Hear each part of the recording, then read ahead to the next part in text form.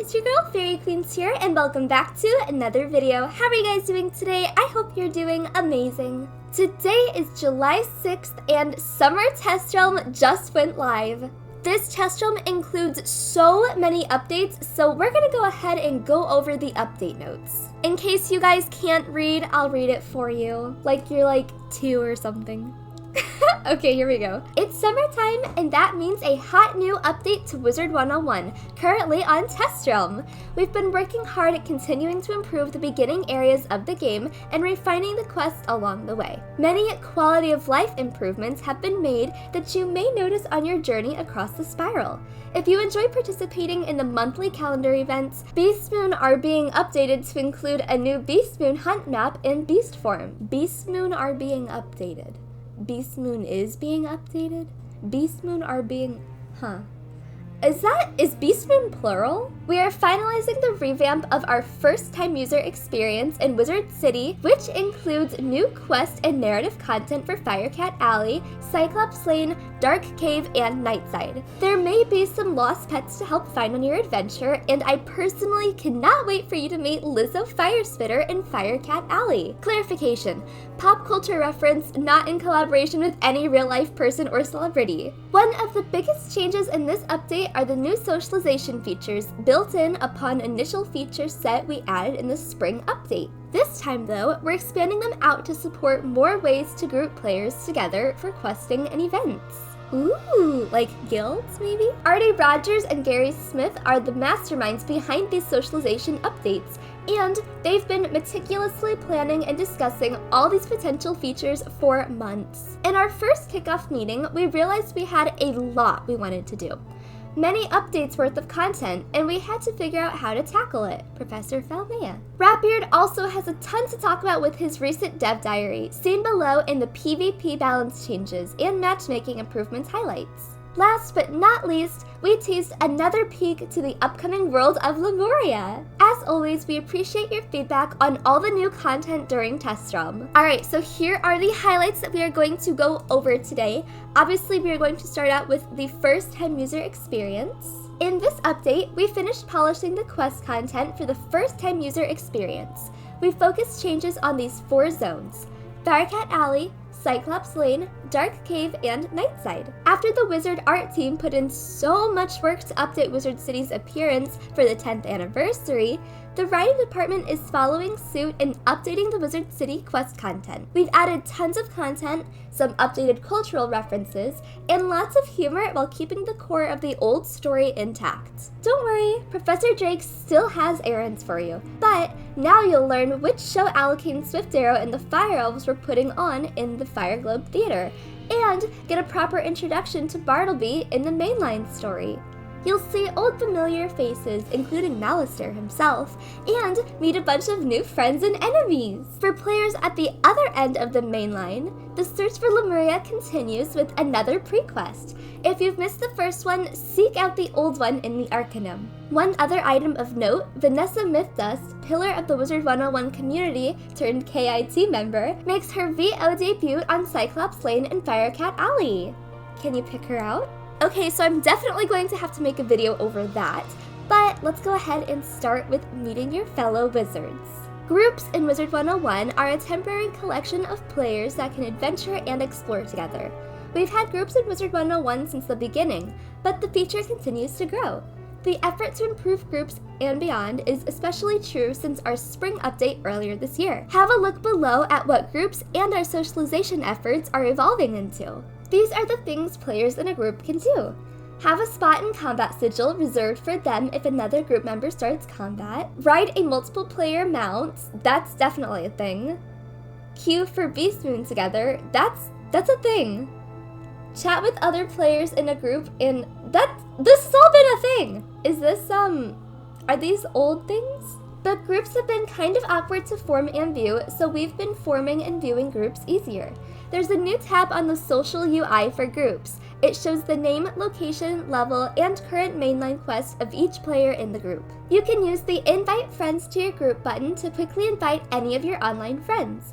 If you click on an open slot in the group, you can click on any player to invite them to your group. We've added some new perks for being in a group. When players in a group defeat a monster, they have a better chance of collecting quest items. Completing defeat and collect quests is even easier in a group. When 4 members of a group join a combat sigil, they always get to act first when combat starts. While there's plenty of changes here that you'll notice, we left in the original group UI as a sort of minimized way to view your group. Adventure parties! Okay, they literally put they are not guilds. Adventure parties are permanent groups, they are not guilds, that create an association between players, give tools to help these players to synchronize their quests, and gives them a sense of identity. They are for players who want a bit more than what groups currently provide. You may belong to up to 3 adventure parties at a time and can have up to 12 players in each one of them. And then here's how to create one. Form a group with at least 4 players. Each player in the group must be at least level 30. Each player in the group must have free adventure party slot. 1 player must click the adventure party button. The player that clicks this button is the owner of the party, and oh my god! I want to do that. Dude, I could make like a fairy one, like a fairy queens one. Oh my god, cute. Once the owner chooses a name, an adventure party invitation is sent to all other members of the group. Each member of the group must agree to join the party or its creation will fizzle. Adventure parties display their name, the owner's name, the date that the party was created, how many members it has, and how many members are currently online. The latest message is also shown. Click on the Adventure Party Details button to see the information about the party's player and messages. Oh, that's so cute! Adventure Party Details displays information about the players in the adventure party. Each player's name, school, level, join data, or last logon date are displayed. Icons for online players and players in a group are also displayed.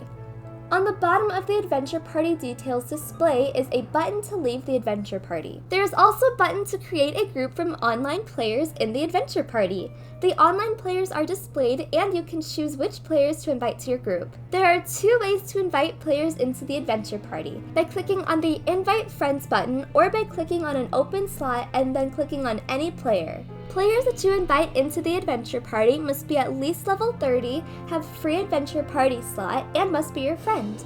If you select a player that isn't your friend to invite into the adventure party, you will be prompted to become friends with them first. Players in an adventure party can send messages to the other players proposing various activities.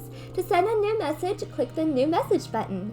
Then, select the activity, the location for the activity, and the time to meet. You can propose any time in the week. For now, each player is allowed 1 adventure party message at a time. You may delete your own message by clicking on the Delete Message button. When you create a new message, you are added to the list of players planning to attend the message's appointment. Each player may add or remove themselves from the list of players planning to go to the appointment. There is also a message whenever a new player joins or leaves the party. And then here are the adventure party rules. To stay in an adventure party, you must log on at least once every 30 days. If the adventure party ever just has 1 player in it, the party is disbanded. And here is another peek at Lemuria. The Wizard City early story revisions aren't the only quest content in this update. The search for Lemuria continues. The first Lemuria preview quest drew a strong response from fans, and we can't wait to see what you make of the second part. What is Lemuria? We'll do you one better. Where is Lemuria? Wait, we'll do you one even better. Why is Lemuria? Answers are all coming, also more questions. If you missed the first Lemuria Prequest, make sure you finish Caramel, then seek out the old one in the Arcanum. Okay, here is some Beast Moon information. I'll go ahead and read it, but honestly I don't really care. We've added the Aquila map to the Beast Moon Mayhem rotation.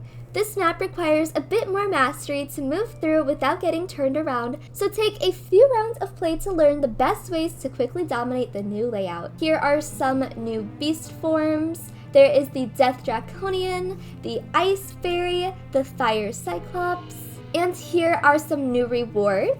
Some gold beast form idols, the Myth Ninja Pig, Ice Colossus, Death Draconian, Death Ninja Pig. There's progress bar pets for the Myth Ninja Pig, Ice Colossus, Death Draconian, and Death Ninja Pig. And then for the Beast Moon Mayhem rewards, there's a Balanced Crackle Money, Myth Rat Thief, Ice Wolf Warrior, and Life Fairy. And then there are craftable gold idols. Just take a second to look at this, or you can pause the video if you really care. I don't know, none of this is like interesting to me, but that's because I don't do Beast Moon. Okay, and then they did some combat sigil changes. We've made a few changes to improve players' combat experience. If you join a combat during the planning phase, you can now select your card right away. Yay!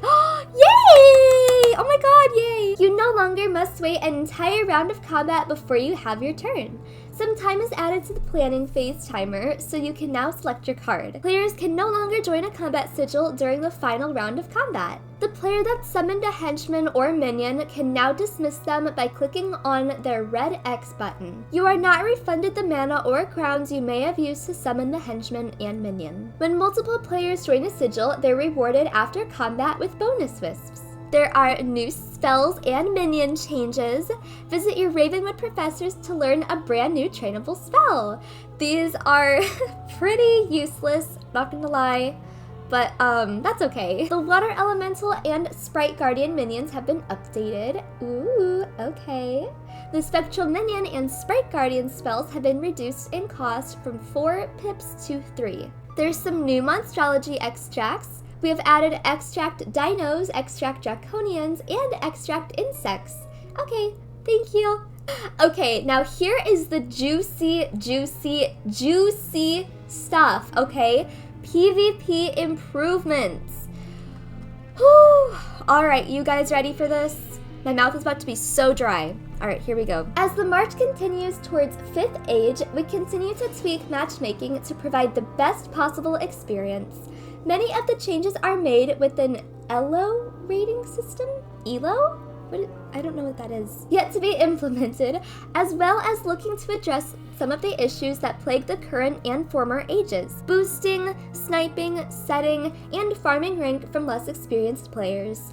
Players ask, why change it? Need to look back at 4th age and earlier to see these issues and understand what we're trying to put into place for 5th age. We have changed the matchmaking sort order to prioritize level band over rank. This is a change to address current matchmaking, and it may or may not extend into 5th age. We intend to closely monitor the ability for more skilled players to farm rank from higher level, but less skilled players. As long as the sort order does not manifest such problems, we can extend it into the 5th age. The matchmaking server will now sort players as follows: tier, level band, rank, and rating. The 2 biggest issues we had with our new matchmaking system since before Test Realm and subsequent update and hotfix are long queue times and mismatches. As of Rapbeard's latest dev diary, we believe both issues to be fixed. Players have reported greatly improved queue times and almost no mismatches. This change affects mostly low-level PvP, though because spells become available at all levels of play, it has the potential to affect any level of PvP below max.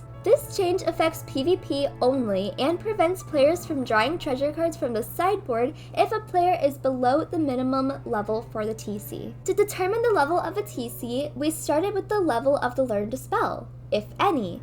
Then set the other TCs of similar rank to the same level, and then we made a pass to deliberately set some of the essential TCs, blades, traps, etc. to a lower level in order to provide more diversity in play. Last but not least, we set each TC to a minimum level for its level band in order to allow players to use TCs that may be slightly out of reach. For example, a TC that matches a spell learned at level 18 would be pushed down to level 10 for the purpose of TC gating. Our primary focus during Test Realm is to ensure that the gating system is working. We will also listen closely to player feedback and can adjust the required level as needed. Although it is unlikely that we will restore all TCs to anything goes Wild West, what? That we had before, we are certainly receptive to widening the pool of available TCs at each level to keep PvP varied and exciting. One of the benefits of recent stat audit was building in dashboards to allow us devs to tweak combat settings without relying on a new code to do it. Easy to change back. With that in mind, we're going to try just a couple of tweaks to speed up this meta. First, we've increased the PvP damage intersection from 100 to 125. This means that all schools will now get 1-to-1 damage increases up to 125 damage stat, with the drop-off curve occurring only after that point. Players should not expect any dramatic damage increase from this change, nor do we expect it to fix the slow meta. But with these new limit parameters available to us, it's worth tweaking a bit just to see if it moves things in the right direction. Second, we're adjusting the crit damage multiplier, raising the potential damage of a crit. This will not change your chance to crit or block in any way, but it will add value to successful crits. Our last hotfix increased the crit multiplier more than necessary to clearly gauge how it affected player behavior, both your gear setups as well as match play. We've responded to that feedback and turned the dial back just a bit in time for Test Realm. PvP is temporarily free to play. We do intend and are still exploring options to open 5th Age PvP in some fashion to free-to-play players. However, we have concerns about the quality of players this will bring into the 5th Age, both in terms of unearned rank farming from unskilled players, as well as possible issues around boosting. Most importantly, because PvP is still very much under construction, we have concerns about ushering players into an unpleasant experience. But there are some good reasons to get players back into PvP now, mostly to improve matchmaking, but also to widen our pool of feedback to include these players we'd like to win over 5th Age. So although the exact terms of free to play for 5th Age are still under discussion, we have decided to immediately but temporarily open free PvP to all players level 20 and above. And here are some of the Crown Shop additions. There's a new wish list. The Crown Shop now includes a per character wish list feature. Click on the heart icon to add items to your wish list. Wish lists can be made private, friends only, or public. If a wish list is set to friends or public, anyone inspecting you can see your wish list and buy something for you from it. Items on the wish list can be marked to be saved even after purchase, or to be removed if purchased. And here are some of the improvements. Search now searches everything, not just the tab you're on. For your wizard section at the top of each category has been removed. Items can now be shown or hidden based on account age, character level, character class, previous crowns purchases, and more. Added battle ready toggle. Click the battle ready button on a henchman and it will automatically be selected when you open the Crown Shop while in battle. Added new bundles section. Friends list and inspection button mouseovers have been improved. We also need help testing our new and improved 30 and 90-day rental mounts. You may not notice the difference, but we also made a few internal changes on our end. Please cruise around on these mounts on Test Realm and let us know if you run into any problems. Okay, and here is the Miscellaneous Miscellany. Players should now receive the proper mainline quest after speaking to Talbot in the Oasis. Players should no longer get stuck in the arena after completing the Advanced Combat Tutorial quest. Fixed a rare instant of the quest Trip to the Library not being acquired. Quest Helper now shows when playing as your pet. Combat and Spells King Boar SKB now includes the wooden and stone key requirements. Tweaked difficulty balance of Storm Rat. Added recipe to the TC vendor for Apex Wolfen Sphere. Jewel packs updated to have the level 135 jewels. UI and animations. Improved some player animations for gear and when on mounts. Camera angle tweaks during certain scenes like when speaking to NPCs. Corrected some display issues on pet damage stats. Z and print buttons should now work properly. Various other UI and dialogue fixes and tweaks. And for housing, Castle Tours apartment teleports should now be more reliable. 2 new housing art books will come to the Crown Shop, and we've also added new housing sign options. Yay! Okay guys, so that is about it. I feel like this is a super amazing summer update and I'm so excited to log on to Test Realm to try it out. Honestly though, I think I'm the most excited to see Firecat Alley. I've been doing the same questline for Firecat Alley for so long, so like, I just want to see it! And it's also for Cyclops Lane, Dark Cave, and Nightside. So let me know what you guys think about the new Test Realm updates. I hope that you guys enjoyed this video. If you did, be sure to leave a big thumbs up and a comment down below. Bye!